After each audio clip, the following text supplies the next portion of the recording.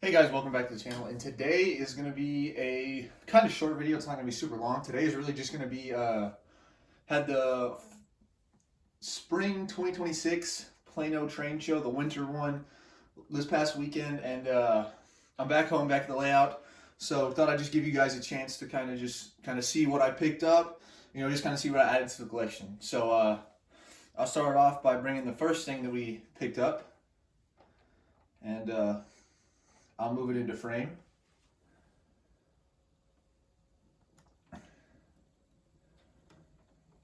And yes, so the first thing I picked up was this Atlas-8 letter for Amtrak. The dude was just selling it. It's such a good deal. I'm not even turn the sound on for you guys.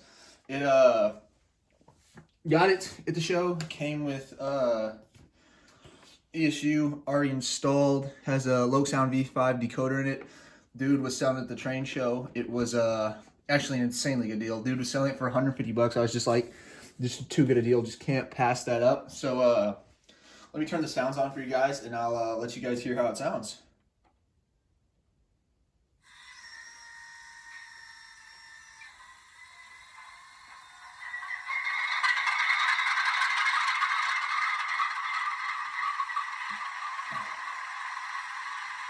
So really like the way this engine sounds, and like I said, when I first saw it, I was looking around seeing if he had any other engines he had, and didn't see any other engines, but saw this one, and it was just, I thought, you know what, I don't have any Amtrak units, probably do want to at least have a couple, maybe like one or two Amtrak units, just so I can have some kind of passenger service on my layout.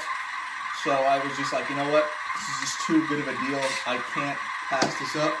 So I'll run through some of the functions just to let you guys kind of hear the sounds and just hear the decoder a little bit. So I'll turn on the bell real fast.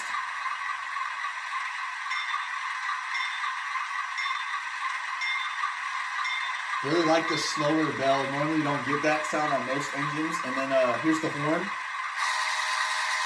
And the reason it looks like the lights are turning on and off at the front is when you click the horn on this engine, it came from the factory with flashing ditch lights, which I'm really glad they did.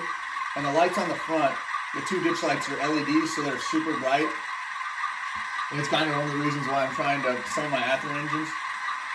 I'm going to start working on installing LEDs in them. So, yeah, picked up this guy at the show, and now it's the next car we picked up.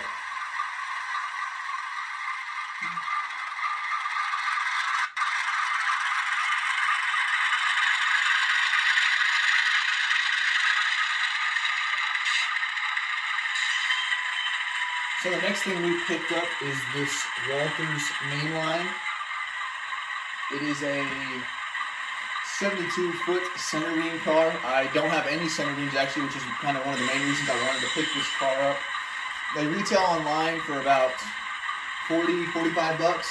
The dude who was also selling this engine also happened to be selling this car, and he was selling this car for just 20 bucks, and I was just like, compared to retail value, that's just such a good deal that I can't pass that up. So I also ended up picking this car up from him, and I'm planning on getting some of those Walther Seamaster loads that they make for this car, because I just think with a load it just looks so much more realistic, especially just throwing it in on a manifest train or just another train of that sort. So let you guys see the next thing we picked up.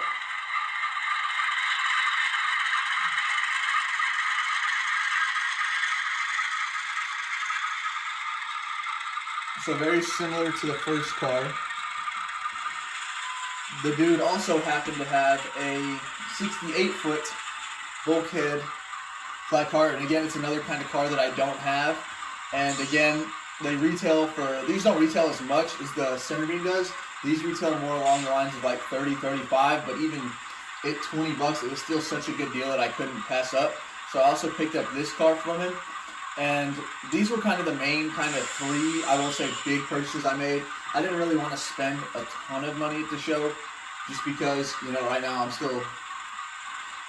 have other priorities that I need my financial ability to go to, but did want to just pick up a couple things new for the layout. So, yeah, I'll show you that. And then I'll also show you, I also picked up two other things, but I can't really show you them because they're how do I say this? They're used to make things better, if that makes sense. So I'm gonna take this guy off the track real fast, so you guys can hear what the next thing I picked up was, and I'll run it into frame. So let me turn this guy on real fast. So for those of you who have been with the channel for a while, you guys have probably seen this engine before and have not seen him in a very recent video. But it's this guy right here. It's a older Athearn FP45 that I have just had. You know, I've had in the collection for a good bit now, and because I think it's an older engine, you know, the drive is still great. It's an Athearn drive. It still runs pretty good, but there's just, I think with all the switches and stuff, sometimes it has issues going through those. So to kind of counter that, because the engine looks super nice. I do enjoy running this engine, especially if it's pulling, you know, a manifest freight or, you know, pulling an intermodal train. It looks super great. But one thing I said, like I said before, is, you know, when it's going through all these switches, sometimes it stops. You know, if you're like me, when the train like will run through the entire layout, but it'll stop like one or two places. It's just the most annoying thing in the world. So to counter that, I picked up a current keeper for this guy. So, you know, we'll keep him running and making sounds. A little extra. So he's been running great since I installed that in him. So I very happy with that purchase for this guy. Putting that current keeper in there, you know, just, I think one of those things that, you know, an extra $30 to me is one of those things that I'd be willing to, you know, put in an engine, just because, you know, it makes the engine so much more reliable, especially when I'm running it.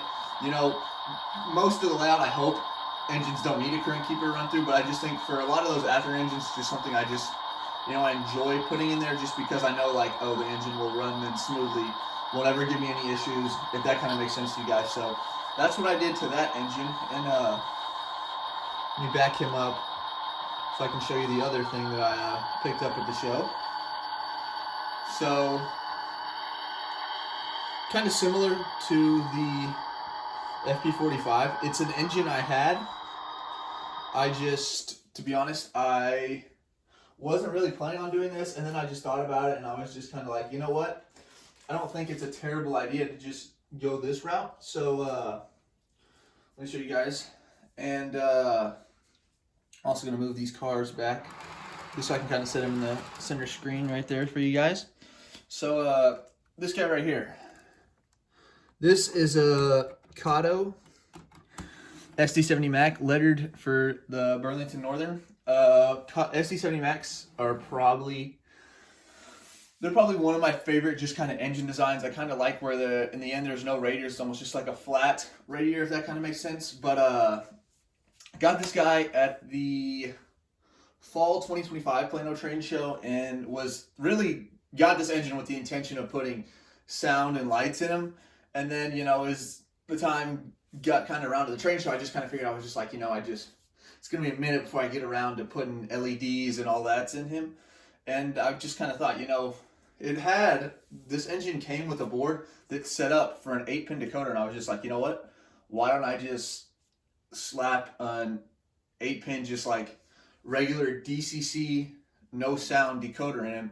And I slapped one in there, and guys, this engine runs great. It's got a Kato drivetrain, so, you know, Kato and Atlas, those are probably the two where if you buy an engine of that sort and you just put a regular DC decoder in there, they're gonna run great. And so far, I just slapped the Soundtracks, you know, 8-function decoder in there. Engine runs great, super quiet. I'll even show you guys. I'll let them run back and forth a little bit. So, but yeah, engine I'm very glad I picked up. But yeah, engine runs super quiet back and forth. Even got great slow speed. Got ditch lights, headlights, even the number boards light up. So very pleased with the way this engine runs. And, you know, just, I think what I'm going to end up doing is probably picking up a couple more of these SD70 Macs and just making a train with probably 3 of them, as, you know, because they're older engines, they're not the most expensive to get my hands on. So, and then just slapping like this guy, I think I picked him up at the show. I think I picked just the unit up with box and everything, brand new, never had before been run. Picked them up for, I think, $60. The decoder, I think, may have been 25. So essentially got an engine with DCC and sound for dang near almost 90 bucks. Not sound, but with DCC and can run a layout for dang near 90 bucks. And the engine runs super smooth. Looks great pulling. I had a little Coltrane up here that I had that I've been having him run back and forth along the layout, and just looks super good. So yeah, I'm probably gonna end the video right here, guys. I'll just kind of wanted to show you guys, some of the stuff I picked up from the train show, and I hope you guys stay safe during this winter we're getting. But yeah, thank you guys for watching. Like, subscribe, and just tune in for more. Thanks, guys.